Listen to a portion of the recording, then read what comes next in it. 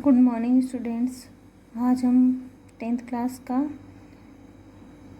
गद्य भाग का फर्स्ट चैप्टर बड़े भाई साहब पढ़ेंगे। गद्य भाग का फर्स्ट चैप्टर बड़े भाई साहब पढ़ेंगे, जो किसके द्वारा लिखा गया है। इसके लेखक कौन है? प्रेमचंद। पाठ पढ़ने से पहले एक बार अपन प्रेमचंद का जीवन परिचय पढ़ लेते हैं। प्रेमचंद का जन्म हुआ था 1880। प्रेमचंद का जन्म कब हुआ था? 1880। इनकी मृत्यु हुई थी 1936 में। 31 जुलाई 1880 को बनारस के करीब लम्ही गांव में जन्मे धनपत राय ने, इनका नाम क्या था? धनपत राय ने उर्दू में नवाब राय और हिंदी में प्रेमचंद नाम के लेखन कार्य किए। निजी व्यवहार और पत्राचार धनपत राय नाम से ही करते रहे। किस नाम से करते रहे? निजी व्यवहार धनपत राय के नाम से। क्या नाम था इनका? धनपत राय। उर्दू में प्रकाशित पहला कहानी संग्रह सोजे वतन अंग्रेजी सरकार ने जब्त कर लिया। आजीविका के लिए स्कूल मास्टरी, इंस्पेक्टरी, मैनेजरी करने के अलावा इन्होंने हंस, माधुरी जैसी प्रमुख पत्रिकाओं का संपादन किया। कौन सी पत्रिकाओं का संपादन किया इन्होंने? हंस और माधुरी जैसी प्रमुख पत्रिकाओं का संपादन भी किया।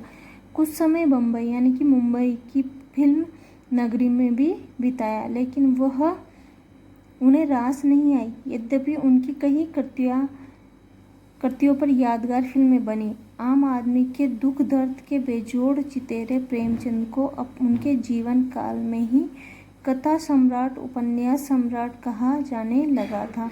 उन्होंने हिंदी कथा लेखन की परिपाटी पूरी तरह बदल डाली थी।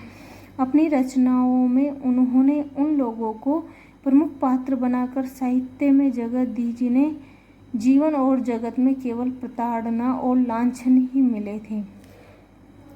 8 अक्टूबर 1936 में उनका 8 अक्टूबर कब हुआ था? 8 अक्टूबर 1936 में उनका देहावसान हुआ।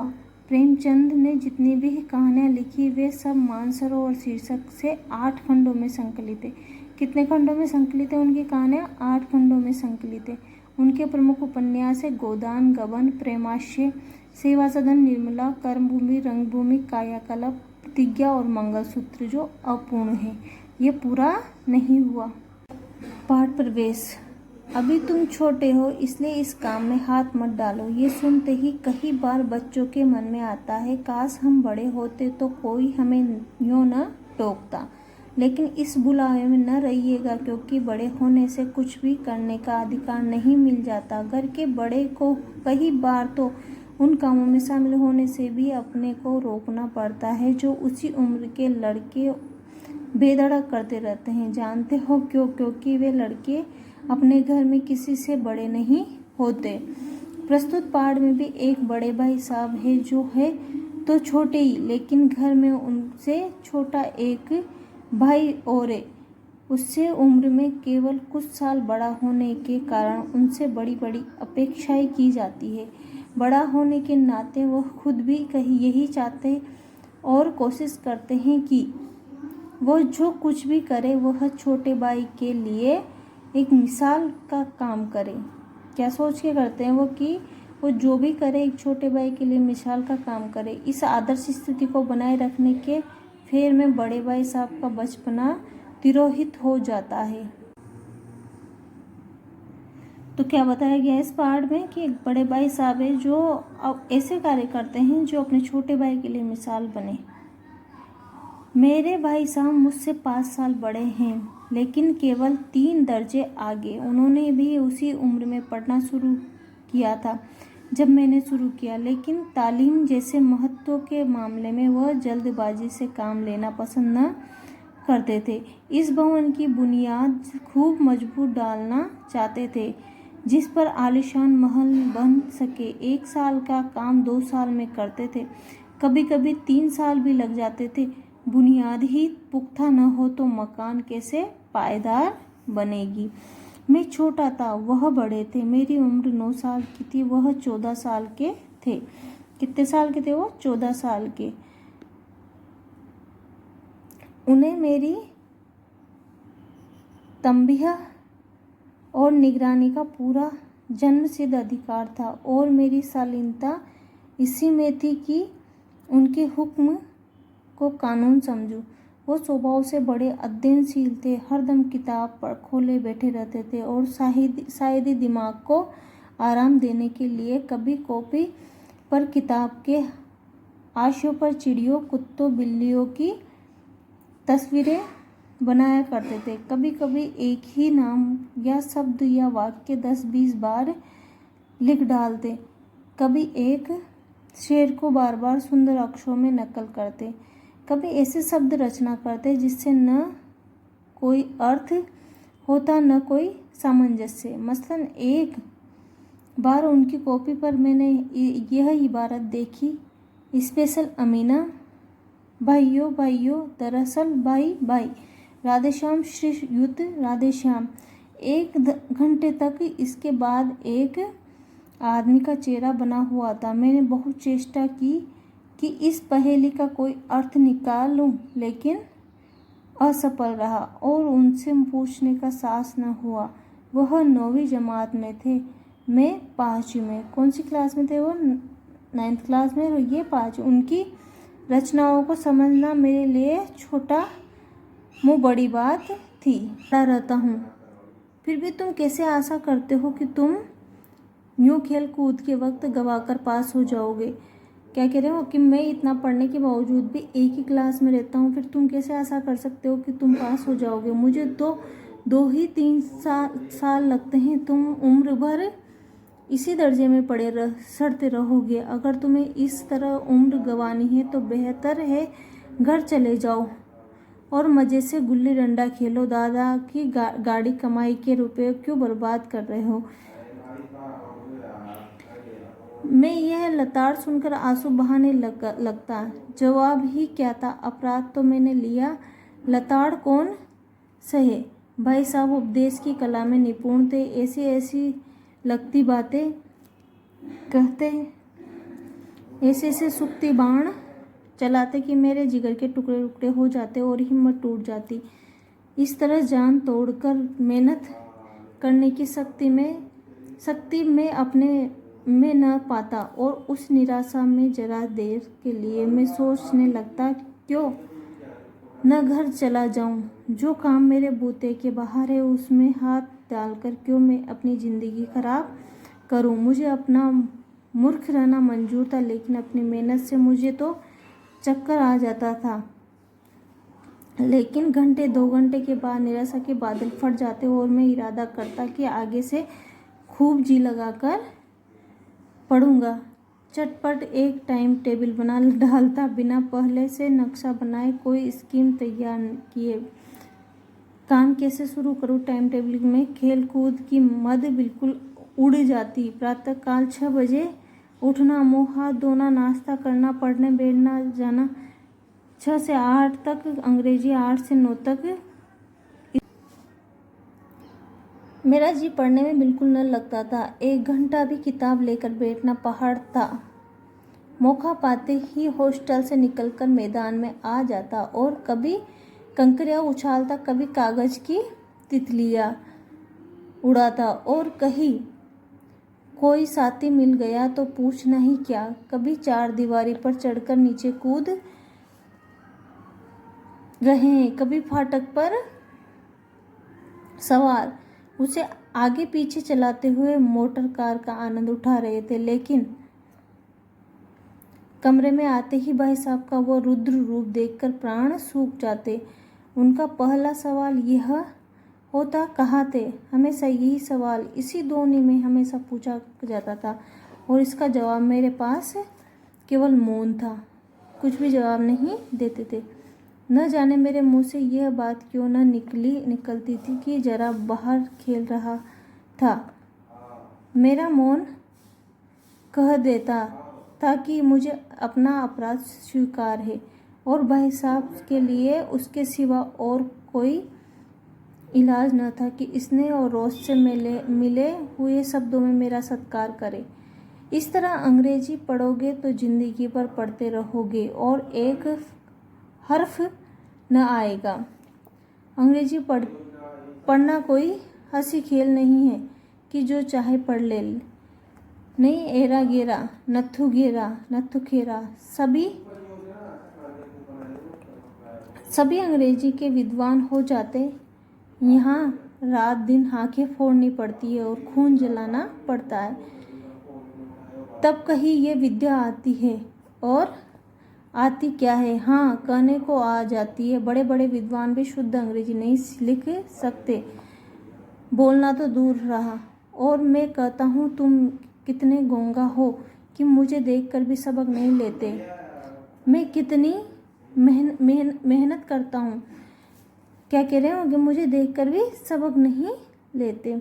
ये तुम अपनी आंखों से देखते हो, अगर नहीं देखते तो ये तुम्हारी आंखों का कसूर है, तुम्हारी बुद्धि का कसूर है। इतने मेले तमाशे होते हैं, मुझे तुमने कभी देखते जाते देखा है? कौन कह रहे हैं? बड़े भैया छोटे भाई से कह रहे हैं। रोज ही क्रिकेट और हॉकी मैच होते हैं, मैं पास नहीं फटकता, हमेशा पढ़ता रहता हूँ। उस पर भी एक एक दर्जे में 2-2, 3-3 साल पढ़ा रहता हूँ। फिर भी तुम कैसे आशा करते हो कि तुम यूँ खेल कूद के वक्त गवाकर पास हो जाओगे? क्या कह रहे हो कि मैं इतना पढ़ने के बावजूद भी एक ही क्लास में रहता हूँ, फिर तुम कैसे आशा कर सकते हो कि तुम पास हो जाओगे? मुझे तो 2 ही 3 साल लगते हैं, तुम उम्र भर इसी दर्जे में पड़े सड़ते रहोगे। अगर तुम्हें इस तरह उम्र गंवानी है तो बेहतर है घर चले जाओ और मज़े से गुल्ली डंडा खेलो। दादा की गाड़ी कमाई के रुपए क्यों बर्बाद कर रहे हो? मैं यह लताड़ सुनकर आंसू बहाने लगता। जवाब ही क्या था? अपराध तो मैंने लिया, लताड़ कौन सहे? भाई साहब उपदेश की कला में निपुण थे, ऐसी लगती बातें कहते, ऐसे सुक्ति बाण चलाते कि मेरे जिगर के टुकड़े टुकड़े हो जाते और हिम्मत टूट जाती। इस तरह जान तोड़कर मेहनत करने की शक्ति में अपने में न पाता और उस निराशा में जरा देर के लिए मैं सोचने लगता, क्यों न घर चला जाऊं? जो काम मेरे बूते के बाहर है उसमें हाथ डालकर क्यों मैं अपनी ज़िंदगी खराब करूं? मुझे अपना मूर्ख रहना मंजूर था, लेकिन अपनी मेहनत से मुझे तो चक्कर आ जाता था। लेकिन घंटे 2 घंटे के बाद निराशा के बादल फट जाते और मैं इरादा करता कि आगे से खूब जी लगाकर पढ़ूंगा। चटपट एक टाइम टेबल बना डालता, बिना पहले से नक्शा बनाए, कोई स्कीम तैयार किए। काम कैसे शुरू करूं? टाइम टेबल में खेल कूद की मद बिल्कुल उड़ जाती। प्रातः काल 6 बजे उठना, मुँह हाथ धोना, नाश्ता करना, पढ़ने बैठना जाना।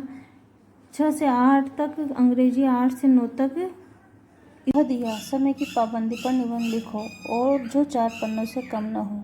अब आप कॉपी सामने खोले, कलम हाथ में लिए, उसके नाम को रोइए।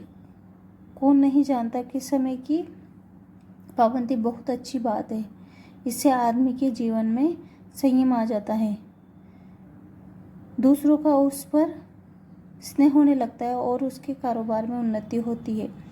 लेकिन इस जरा सी बात पर 4 पन्ने कैसे लिखे? जो बात एक वाक्य में कही जा सके उसे 4 पन्नों में लिखते हैं की ज़रूरत।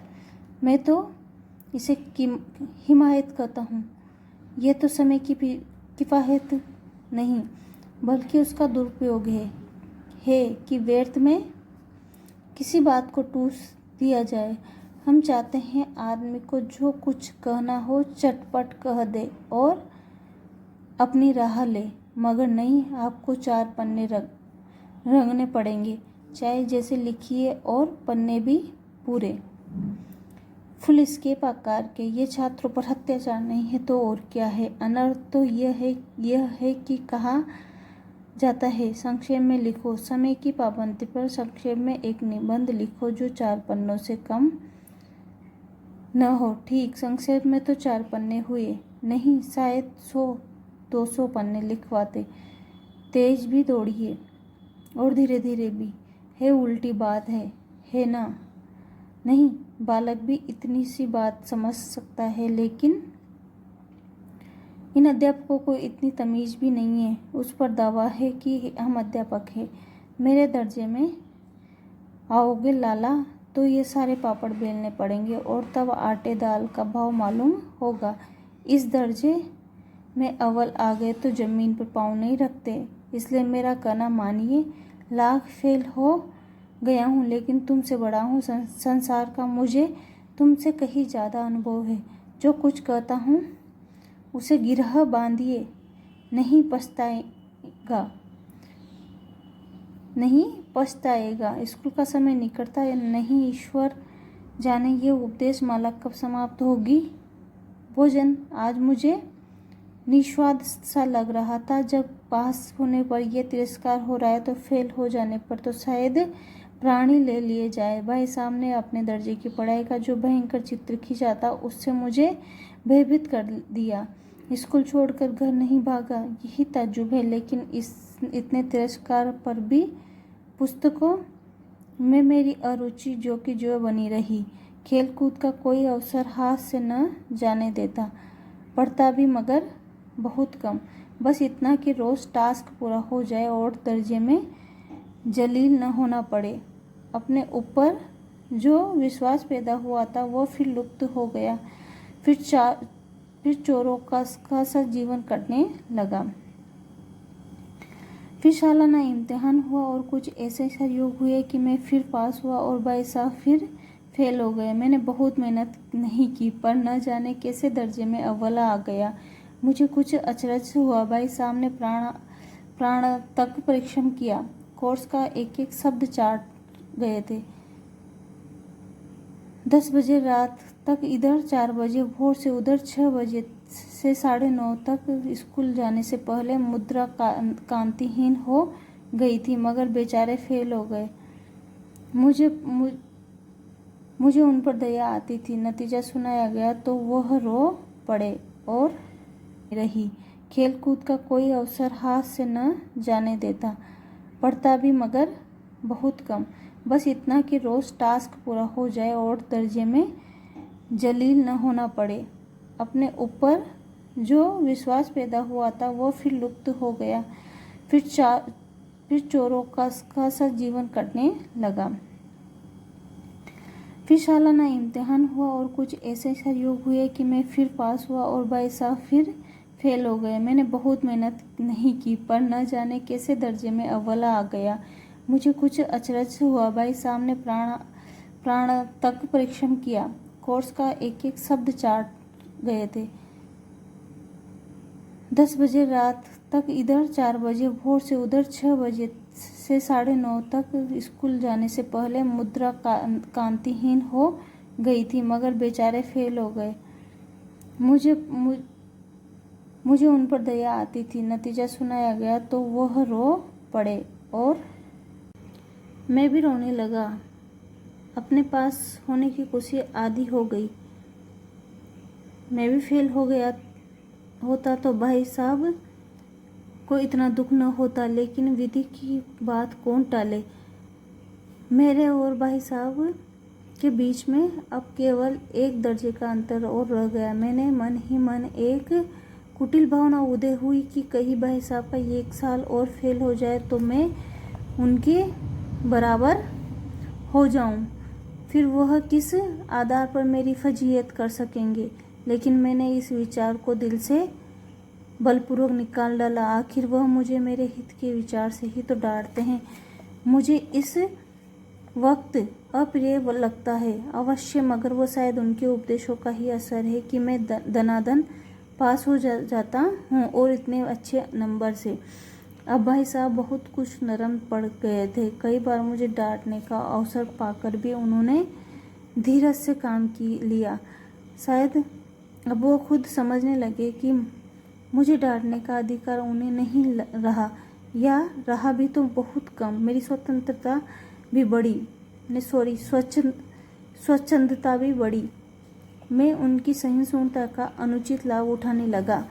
मुझे कुछ ऐसी धारणा हुई कि मैं पास हो जाऊंगा, पढ़ूं या न पढ़ूं, मेरी तकदीर बलवान है। इसलिए भाई साहब के डर से जो थोड़ा बहुत पढ़ लिया करता था वो भी बंद हुआ। मुझे कनकोए उड़ाने का नया शौक पैदा हो गया था और अब सारा समय पतंगबाजी की ही भेंट होता था। फिर भी मैं भाई साहब का अदब करता था और उनकी नज़र बचाकर कनकोई उड़ाता था। माजा देना, कन्ने बांधना, पतंग टूर्नामेंट की तैयारियां आदि समस्याएं सब गुप्त रूप से हल की जाती थी। मैं भाई साहब को यह संदेह न करने देना चाहता था कि उनका सम्मान और लिहाज मेरी नज़रों में कम हो गया है। एक दिन संध्या समय हॉस्टल से दूर में एक कनकोहा लूटने बेतहासा दौड़ा जा रहा था। आंखें आसमान की ओर थी और मन उस आकाशगामी पथिक की ओर जो मंद गति से झूमता पतन की ओर चला आ रहा था। मानो कोई आत्मा स्वर्ग से निकलकर विरक्त मन से नए संस्कार ग्रहण करने जा रही है। बालकों की पूरी सेना लग्गे और झाड़दार बांस लिए इनका स्वागत करने को दौड़ी आ रही थी। किसी को अपने आगे पीछे की खबर न थी। सभी मानो उस पतंग के साथ ही आकाश में उड़ रहे थे जहाँ सब कुछ समतल है। न मोटर कारें हैं, न ट्राम है, न गाड़ियाँ। सहसा भाई साहब से मेरी मुठभेड़ हो गई जो शायद बाजार से लौट रहे थे। उन्होंने वही हाथ पकड़ लिया और उग्र भाव से बोले, इन बाजारी लोंडों के साथ दे लेके कनकोए के लिए दौड़ते तुम्हें शर्म नहीं आती? तुम्हें इसका भी कुछ लिहाज नहीं है कि अब नीची जमात में नहीं हो बल्कि 8वीं जमात में आ गए हो और मुझसे केवल एक दर्जा नीचे हो। आखिर आदमी तो कुछ तो अपनी पोजीशन का ख्याल रखना चाहिए। एक जमाना था कि लोग 8वां दर्जा पास करके नायब तहसीलदार हो जाते थे। मैं कितने ही मिडिल जियो को जानता हूँ जो आज अव्वल दर्जे के डिप्टी मजिस्ट्रेट या सुपरिंटेंडेंट हैं। कितने ही 8वीं जमात वाले हमारे लीडर और समाचार पत्रों के संपादक है। बड़े बड़े विद्वान उनकी मातहती साथ ही आकाश में उड़ रहे थे जहाँ सब कुछ समतल है। न मोटर कारें हैं, न ट्राम है, न गाड़ियाँ। सहसा भाई साहब से मेरी मुठभेड़ हो गई जो शायद बाजार से लौट रहे थे। उन्होंने वही हाथ पकड़ लिया और उग्र भाव से बोले, इन बाजारी लोंडों के साथ दे लेके कनकोए के लिए दौड़ते तुम्हें शर्म नहीं आती? तुम्हें इसका भी कुछ लिहाज नहीं है कि अब नीची जमात में नहीं हो बल्कि 8वीं जमात में आ गए हो और मुझसे केवल एक दर्जा नीचे हो। आखिर आदमी तो कुछ तो अपनी पोजीशन का ख्याल रखना चाहिए। एक जमाना था कि लोग 8वां दर्जा पास करके नायब तहसीलदार हो जाते थे। मैं कितने ही मिडिल जियो को जानता हूँ जो आज अव्वल दर्जे के डिप्टी मजिस्ट्रेट या सुपरिंटेंडेंट हैं। कितने ही 8वीं जमात वाले हमारे लीडर और समाचार पत्रों के संपादक है। बड़े बड़े विद्वान उनकी मातहती में काम करते और तुम उसी 8वें दर्जे में आकर बाजारी लोंडों के साथ कनकोए के लिए दौड़ रहे हो। मुझे तुम्हारी इस काम अक्ली पर दुख होता है। तुम जहीन हो, उसमें शक नहीं, लेकिन वह जेहन किस काम का जो हमारे आत्मगौरव की हत्या कर डाले।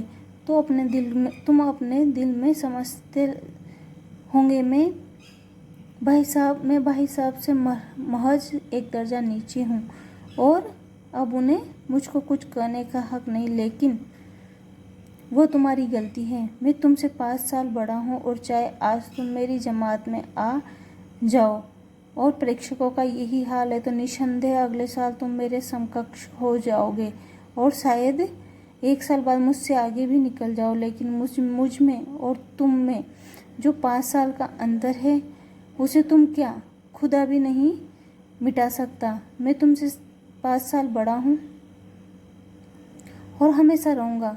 मुझे दुनिया का और ज़िंदगी का जो तजुर्बा है तुम उसकी बराबरी नहीं कर सकते।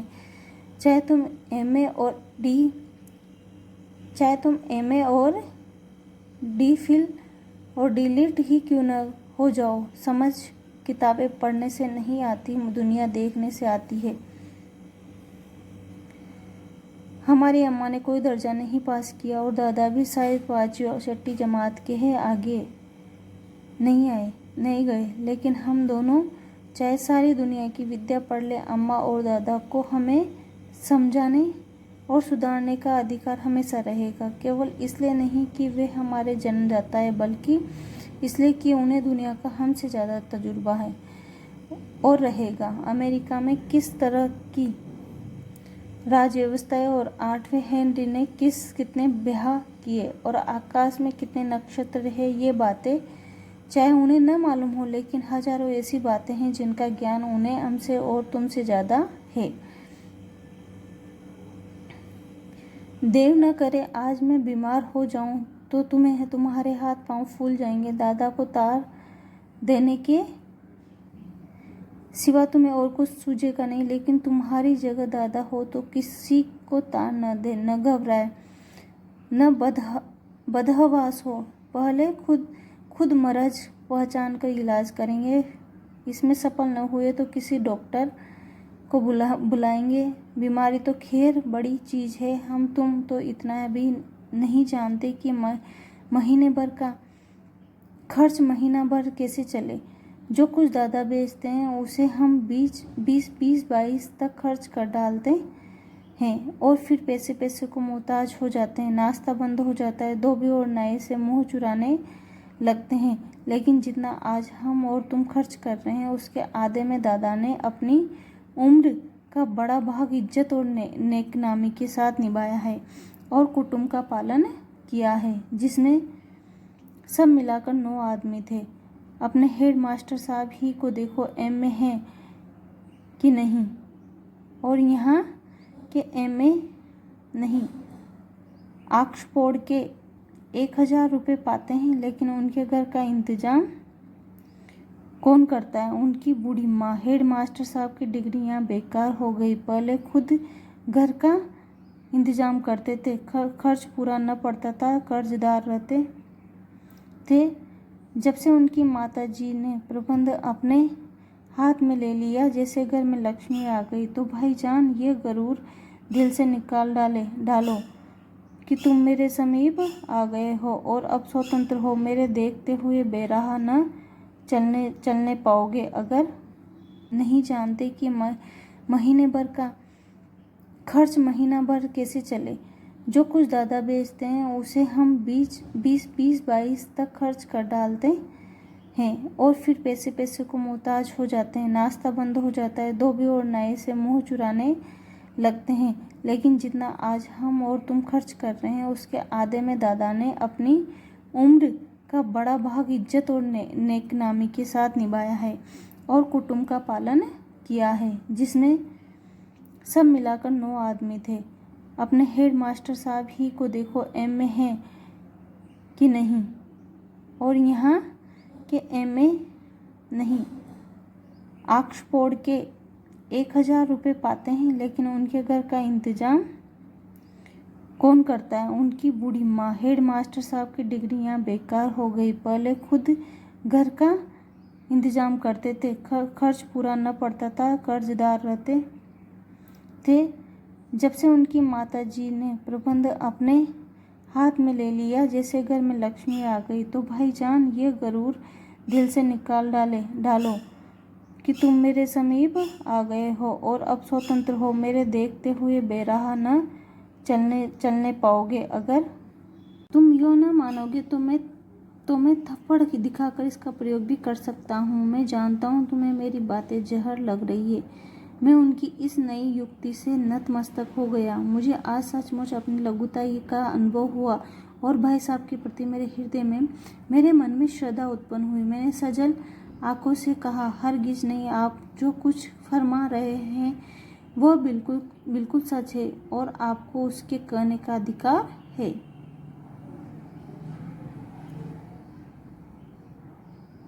भाई साहब ने मुझे गले से लगा लिया और बोले, मैं कनकोई उड़ाने को मना नहीं करता, मेरा जी भी ललचाता है, लेकिन करूँ क्या? खुद बेराह चलूँ तो तुम्हारी रक्षा कैसे करूँ? ये कर्तव्य भी तो मेरे सिर है। संयोग से उसी वक्त एक कटा हुआ कनकौआ हमारे ऊपर से गुजरा। उसकी डोर लटक रही थी।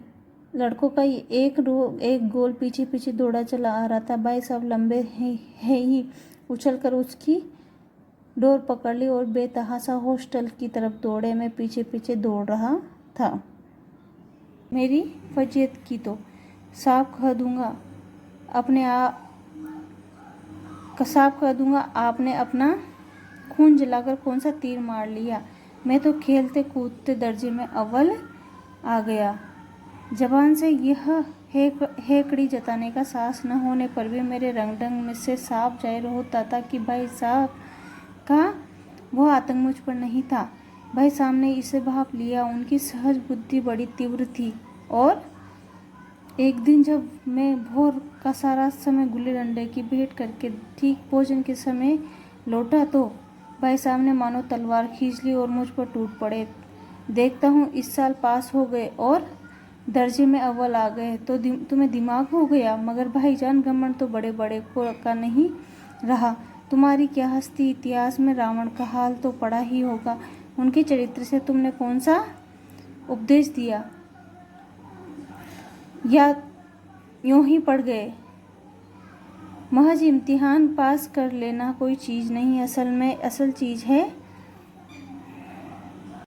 9 से 9:30 तक इतिहास, फिर भोजन और स्कूल। 3:30 बजे स्कूल से वापस होकर आधा घंटा आराम। 4 से 5 तक भूगोल, 5 से 6 तक ग्रामर, आधा घंटा हॉस्टल के सामने ही टहलना। 6:30 से 7 तक अंग्रेजी कंपोजिशन, फिर भोजन करके 8 से 9 तक अनुवाद।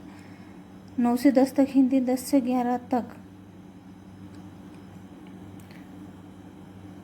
11 तक विविध विषय, फिर विश्राम। मगर टाइम टेबल बना लेना एक बात है, उस पर अमल करना दूसरी बात। पहले ही एक दिन उसकी अवहेलना शुरू हो जाती है। मैदान की वह सुखद हरियाली, हवा के हल्के हल्के झोंके, फुटबॉल की वह उछल कूद, कबड्डी के वह दांव-घात, वॉलीबॉल की वह तेजी और फिर फुर्ती मुझे अज्ञात और अनिवार्य रूप से खींच ले जाती और वहाँ जाते ही मैं सब कुछ भूल जाता।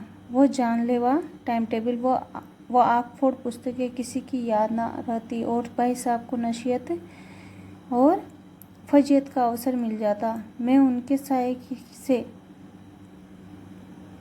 भागता, उनकी आंखों से दूर रहने की चेष्टा करता। कमरे में इस तरह दबे पाँव आता कि उन्हें खबर न हो। उनकी नज़र मेरी ओर उठी और मेरे प्राण निकले। हमेशा सिर पर एक नंगी तलवार ही लटकती मालूम होती। फिर भी जैसे मौत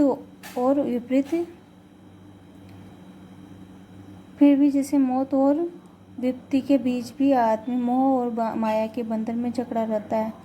मैं फटकार और गुड़कियाँ खाकर भी खेल कूद का तिरस्कार न कर सका।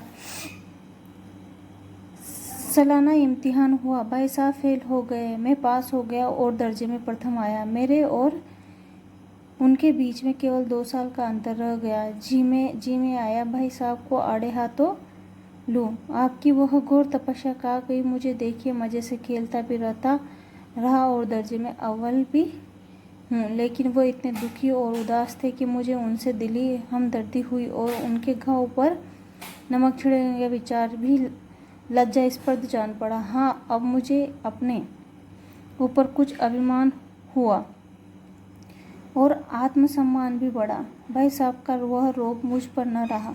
आज़ादी से खेल कूद में शरीक होने लगा। दिल मजबूत था। अगर उन्होंने फिर मेरी फजीयत की तो साफ कह दूंगा आपने अपना खून जलाकर कौन सा तीर मार लिया। मैं तो खेलते कूदते दर्जे में अव्वल आ गया। जबान से यह हेकड़ी जताने का साहस न होने पर भी मेरे रंग ढंग में से साफ जाहिर होता था कि भाई साहब का वह आतंक मुझ पर नहीं था। भाई साहब ने इसे भाप लिया। उनकी सहज बुद्धि बड़ी तीव्र थी। और एक दिन जब मैं भोर का सारा समय गुल्ली डंडे की भेंट करके ठीक भोजन के समय लौटा तो भाई साहब ने मानो तलवार खींच ली और मुझ पर टूट पड़े। देखता हूँ इस साल पास हो गए और दर्जे में अव्वल आ गए तो तुम्हें दिमाग हो गया। मगर भाईजान घमंड तो बड़े बड़े को का नहीं रहा। तुम्हारी क्या हस्ती, इतिहास में रावण का हाल तो पढ़ा ही होगा। उनके चरित्र से तुमने कौन सा उपदेश दिया, या यूं ही पढ़ गए। महज इम्तिहान पास कर लेना कोई चीज़ नहीं, असल चीज़ है विलियम कोड़ियो चार्ल्स। दिमाग चक्कर खाने लगता है, आंधी रोग हो जाता है। इन अभागों को नाम भी न जुड़ते हैं। एक ही नाम के पीछे दोयम सोयम चहारुम पंचुम लगाते चले गए। मुझसे पूछते तो 10 लाख नाम बता देता, और ज्योमेट्री तो बस खुदा ही पना। अ ब ज की जगह अ ज ब लिख दिया और सारे नंबर कट गए। कोई इन निर्दयी मुमतहीनों ने से नहीं पूछता कि आखिर अ ब ज और अ ज ब में क्या फ़र्क है, और वेद की बात के लिए क्यों छात्रों का खून करते हैं। दाल भात रोटी खाई या भात दाल रोटी खाई, इसमें क्या रखा है। मगर इन परीक्षकों को क्या परवाह, वो तो वही देखते हैं जो पुस्तक में लिखा है। चाहते हैं कि लड़के अक्षर रट डाले, और इसी रटंत का नाम शिक्षा रख छोड़ा है। और आखिर इन बेसिर पैर की बातों के पढ़ने से क्या फ़ायदा। इस रेखा पर वह लंबा गिरा दो तो आधार लंब से दुगना होगा। पूछे इससे प्रयोजन, दुगना नहीं चौगुना हो गया या आधा ही रहे मेरी बला से, लेकिन परीक्षा में पास होना है। तो ये सब खुराफात, बुद्धि का विकास। जो कुछ पढ़ो उसका अभिप्राय समझो। रावण भूमंडल का स्वामी था। ऐसे राजाओं को चक्रवर्ती कहते हैं। आजकल अंग्रेजों के राज्य का विस्तार बहुत बड़ा हुआ है, पर इन्हें चक्रवर्ती नहीं कह सकते। संसार में अनेक राष्ट्र अंग्रेजों का आधिपत्य स्वीकार नहीं करते, बिल्कुल स्वाधीन है। रावण चक्रवर्ती राजा था, संसार के सभी महीप उसे कर देते थे।